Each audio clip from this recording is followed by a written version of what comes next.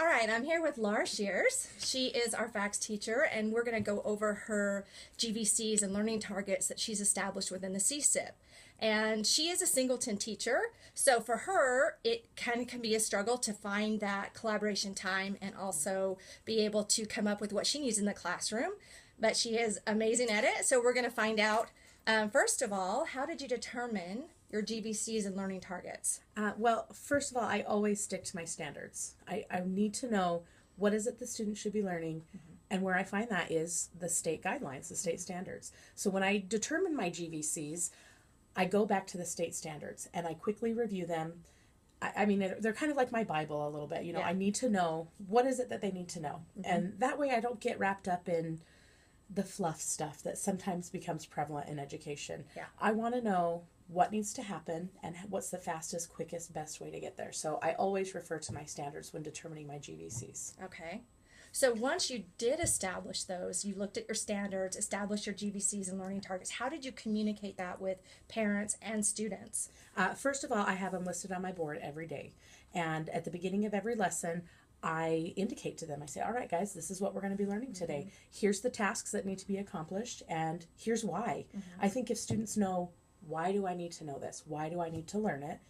They're more willing to actually put forth effort to learn it. Absolutely. So I have them posted on my board every day. This is what we're learning and why. Here's how you're going to use it in your everyday life. So as far as students go, it's posted there. Right. I also send out periodic reminders to my parents saying, here's some upcoming projects. Here's how it relates to the GVC. And I use that language in my emails, in my communications. So they're used to hearing that. Exactly. I know that when we first started using that term GVC, nobody knew what it meant. No. We didn't understand what that meant. No. And so now by using that communication regularly, I think it definitely helps. So they know what it is, they know where to find it. I've got a website that has all the links to not just the state standards, but also to the learning targets that I post for my students.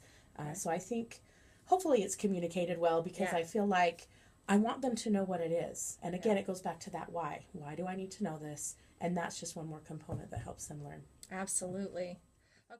Laura has established GVCs for her students so they know exactly what skills they need to master before they leave her class. In addition, she has created common formative assessments and learning targets. Again, she's explained that to parents and students so they understand. In addition, for those students who don't get it, she's created interventions and listed and documented exactly which students don't get it. On top of that, she has reassessments that she's created if they don't get it so that they can master the skill. And last but not least, she chooses that reflection time to look back on what worked and what she can change for the future. Okay, so now you've established your learning targets and your GVCs. You've communicated that with parents. How do you, or where's your data to show, okay, who is learning it and who's not learning it? What do you do there?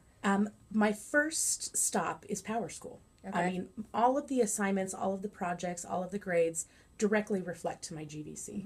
And there are some ways to actually link them in Power School. I'm still kind of working on that a little bit. But Yeah, with the new, yes, yes. yes. And I know a lot of the core teachers have a lot more already uploaded, and they're kind of slowly working through Power School to actually have the standards there where you can link them to the assignment. But the big major thing is in Power School, I'll put the assignment in, and within the description box, I'll put, here's the standard that it links to. Oh, here's that's great. Here's why we're learning this. Again, here's the that's great. GVC. The why. The why. Yes. So when students, let's say they miss a class period, they can go into their Power School, click on that little information tab, and not only is there a link to my website where the GVCs are, there's also a link to the assignments, which is Okay. also listed on the assignments. Okay. And just a quick little blurb. Here's what we were learning in class. This is what it relates to. Here's the GVC. And then we move on from there. So that's one stop is Power Okay. School.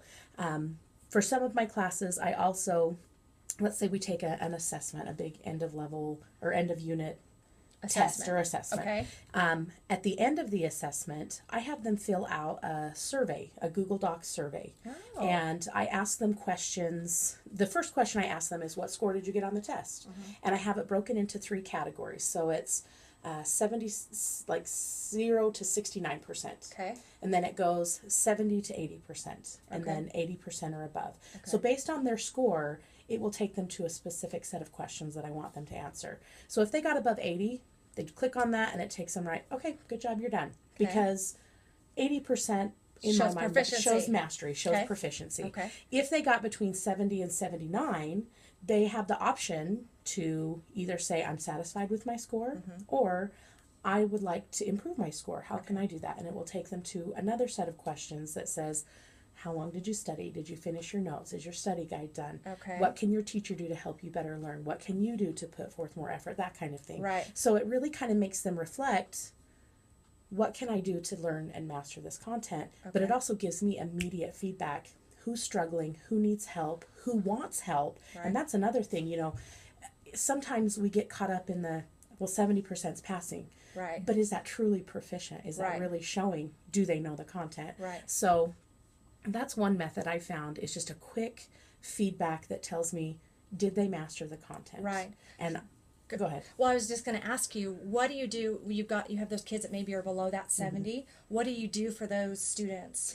They are automatically called in for intervention. Okay. If they got below 70, they basically don't have a choice. Yeah. I want to know exactly what happened, what's going on, What skills what they're skills not they're learning? not learning. And luckily, all of my assessments and most of my projects, performance-based projects, I have them completely linked up to every standard of my state standards, which again goes right back to my It's GVCs. fantastic. So I can look up by question which ones they're not getting an understanding, and then Right. we can really focus on just those standards. Because if it's just one section of the assessment Right. that's totally bombed, then I'm like, okay, Okay, now I know where now to go. I know where to go. Okay. So it gives me a little bit of direction, and I love that, it did take a lot of time to set up, but Yeah. putting my assessments and performance objectives and all of that kind of stuff linked to my GVC specifically, it took a lot of work up front. But once the kids take the assessment, I know exactly what path I need to take in order to help them. So in it order made to it easier intervene. for you. Yes. Okay. Now let me ask you another question. Being a singleton and having CFAs, how did you create common formative assessments, where you're that one teacher in the building? Right. In the FACS department, this district is fantastic to work with. We have a lot of teachers district-wide that are really passionate, just as passionate about helping students learn. Right. So whenever we get the chance, we will take advantage of the Singleton Collaboration Days, is what they're called. So we try to have the early out days, some of them scheduled so that we can meet together and go over Okay. that data and go over our assessments.